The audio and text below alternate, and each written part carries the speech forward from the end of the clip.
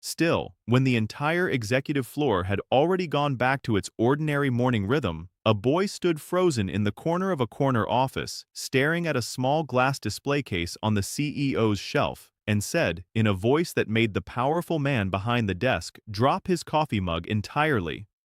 "That's my mother's ring." The boy's name was Teodoro, though everyone who knew him called him Teo. He was 10 years old, and he had come to the offices of Halbrook Industries that morning the way he had come many mornings over the past 2 years, quietly, along the service corridor, holding his backpack, waiting for his mother to finish her shift as part of the executive floor's overnight and early morning cleaning staff. Before we go any further, if you believe that objects sometimes carry entire histories inside them and that the truth has a way of surfacing exactly when it is needed most, please like this video, subscribe to this channel, and share it with someone who needs to believe that the past does not stay buried forever. Now, back to the story. Teo's mother, Inez, had worked as part of the overnight cleaning crew at Halbrook Industries for just over 3 years, a job she had taken after a difficult period in her life that neither she nor Teo spoke about often, though Teo understood, in the vague, incomplete way children understand the shape of a parent's grief without knowing its full details, that his mother had once had a very different life, one that had included a grandmother he never met, a house he had never seen, and a series of losses that had eventually brought them to the small one-bedroom apartment they now shared above a laundromat 3 blocks from the office tower, where Inez spent her nights cleaning floors that other people worked on during the day. The CEO of Halbrook Industries was a man named Gregory Halbrook, the third generation of his family to run the commercial development company his grandfather had founded decades earlier. Gregory had inherited not just the company, but a considerable collection of family heirlooms passed down through 3 generations, among them a distinctive antique ring, a sapphire surrounded by a delicate filigree setting that had belonged, according to the story his own grandfather had always told, to a woman his grandfather had once employed as a housekeeper decades earlier. A woman who, the family story went, had left the ring behind when she departed her position under circumstances Gregory's grandfather had always described vaguely, and had never been able to return it to her before she disappeared entirely from any record the family could locate. Gregory had displayed the ring in a small glass case in his office for years, not out of any particular ceremonial reverence, but because it had always struck him as a strange, quietly haunting object. A small piece of unresolved history he had inherited, along with the rest of his grandfather's estate. A mystery he had occasionally wondered about, but never seriously pursued, assuming, as his own father had before him, that whoever the ring truly belonged to had long since become impossible to trace. That morning, Teo had been waiting in the small break room adjacent to Gregory's office suite while his mother finished vacuuming the executive floor. A routine that had become so familiar over the past 2 years that neither of them thought much about the boundaries of where Teo was and was not technically supposed to wander. Gregory, arriving early for a breakfast meeting he had forgotten to cancel, found the boy standing in his office doorway, having wandered in out of simple childhood curiosity at the sight of an open door and an interesting-looking display case catching the morning light. Before we continue, we want to pause here, because what Teo said next carried a weight that neither he nor Gregory fully understood in that first frozen moment. Teo had recognized the ring immediately, not because he had ever seen it in that particular glass case, but because he had grown up hearing his mother describe it in careful, aching detail during the rare occasions she allowed herself to speak about her own mother, Teo's grandmother, a woman named Esperanza who had passed away years before Teo was born, under circumstances that had left Inez carrying a grief so complicated that she had, for most of Teo's life, simply chosen not to discuss it at all. Inez had told him, on exactly one occasion, during a quiet evening when a documentary about generational wealth had prompted an unusually candid conversation, that her own mother had once worked as a housekeeper for a wealthy family decades earlier, and that the family had wrongly accused her of theft after a valuable ring disappeared from the household, a ring Esperanza had, in fact, simply set aside for cleaning and had every intention of returning, but which had gone missing before she could do so, likely misplaced by someone else in the household during a chaotic period of staff turnover. Esperanza, unable to prove her innocence against the word of her wealthy employers, had been dismissed without reference, an accusation that had followed her for the rest of her working life, making it nearly impossible for her to find comparable employment again, and that had haunted her, Inez said, until the day she died, still insisting on her innocence to anyone who would listen, though by then almost nobody remained willing to hear it. Teo had absorbed every detail of that story with the particular intensity children sometimes bring to the rare moments a parent finally shares something long kept hidden, and when he saw the ring sitting in Gregory Halbrook's glass display case that morning, the specific sapphire, the specific delicate filigree setting his mother had described in such careful detail, he had no doubt whatsoever about what he was looking at.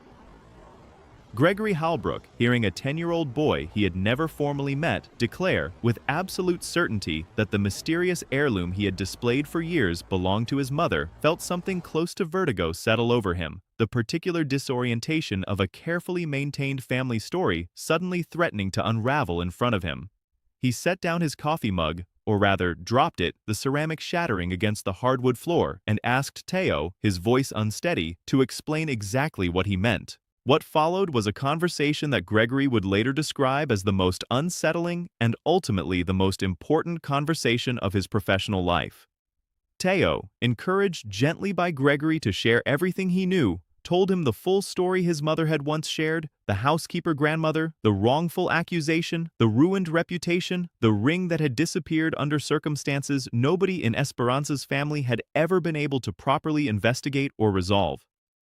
As Teo spoke, Gregory found himself recalling fragments of his own grandfather's version of events. The vague housekeeper story, the ring left behind under circumstances his grandfather had always described with a discomfort Gregory had noticed but never fully understood, and the pieces began with a sickening clarity to alleged Inez, summoned to the office once Gregory realized whose son was standing in front of him. Arrived expecting some kind of disciplinary conversation about her son wandering unsupervised into executive offices, and instead found herself face to face with a man holding a small glass case, his hands visibly shaking, asking her, with a gentleness she had not expected from her employer, whether her mother's name had been Esperanza. Before we go further, we want to acknowledge the complicated history that had brought this moment into being. A history neither Teo nor Gregory had any direct hand in creating, but that both of them, in that office that morning, suddenly found themselves responsible for finally resolving. Esperanza, decades earlier, had done nothing wrong beyond working diligently in a household that failed to properly investigate a simple, correctable mistake before ending her career and reputation over it. Gregory's own grandfather, whatever his failings, had at least preserved the ring rather than discarding or selling it. An odd, unexplained act of conscience that had, improbably, kept the object intact long enough for this reunion to eventually become possible. Neither of them had been present that morning to see the resolution their choices had ultimately made possible. Both of their legacies were. Inez, once she confirmed that Esperanza had indeed been her mother, and that the wrongful accusation and dismissal Teo had described matched precisely the story her own mother had carried in bitter, unresolved grief until her death, found herself overwhelmed by an emotion she struggled to fully name, decades of inherited injustice, suddenly, unexpectedly, on the verge of some kind of acknowledgement she had never dared to hope for. Gregory Halbrook, to his considerable credit, did not attempt to minimize or excuse what had happened.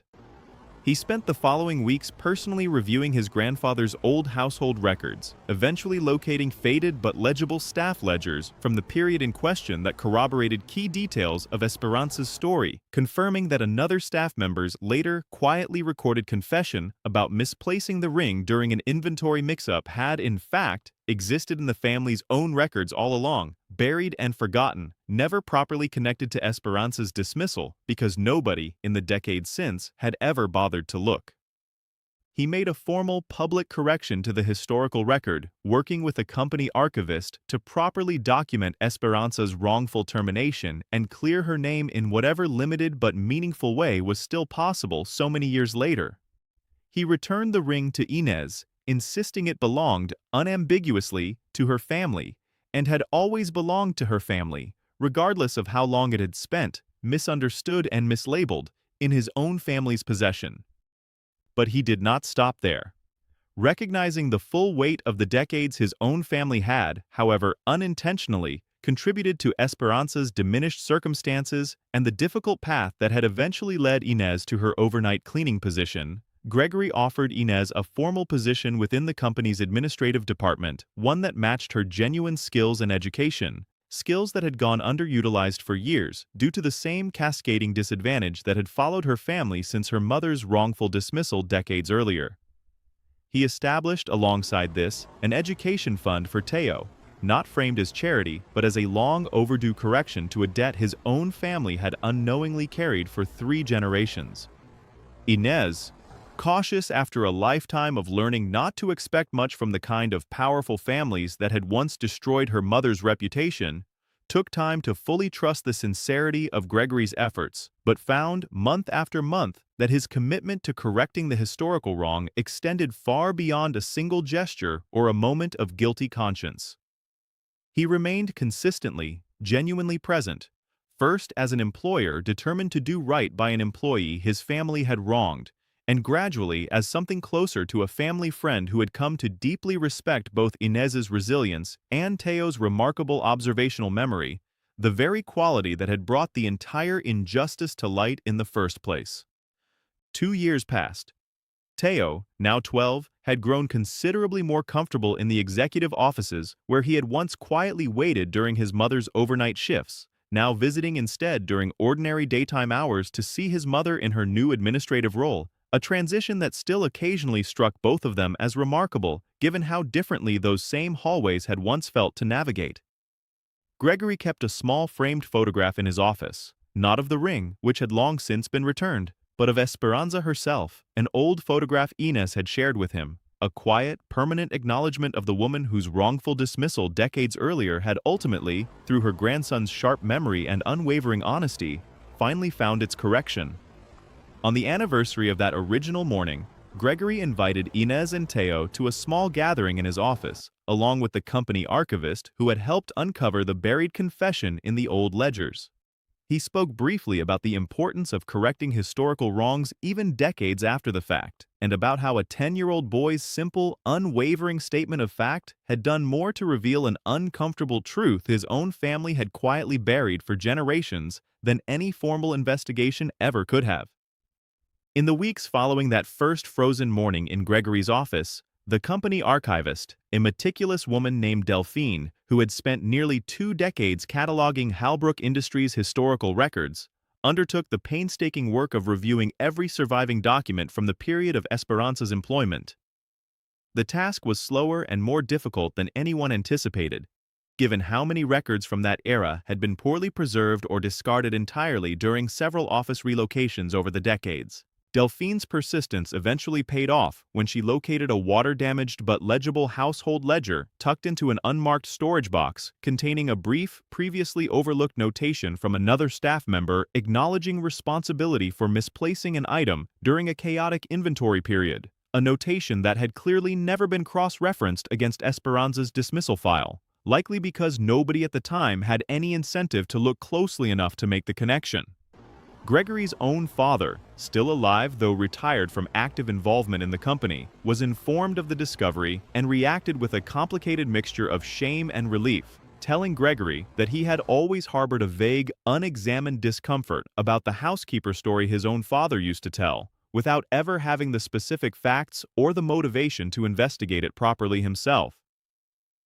He insisted on being present when Gregory formally returned the ring to Inez, wanting, in his own words, to finally offer an apology that should have come a generation earlier. Inez's transition into her new administrative role at Halbrook Industries was not without its own adjustment period, despite the goodwill surrounding the circumstances of her promotion.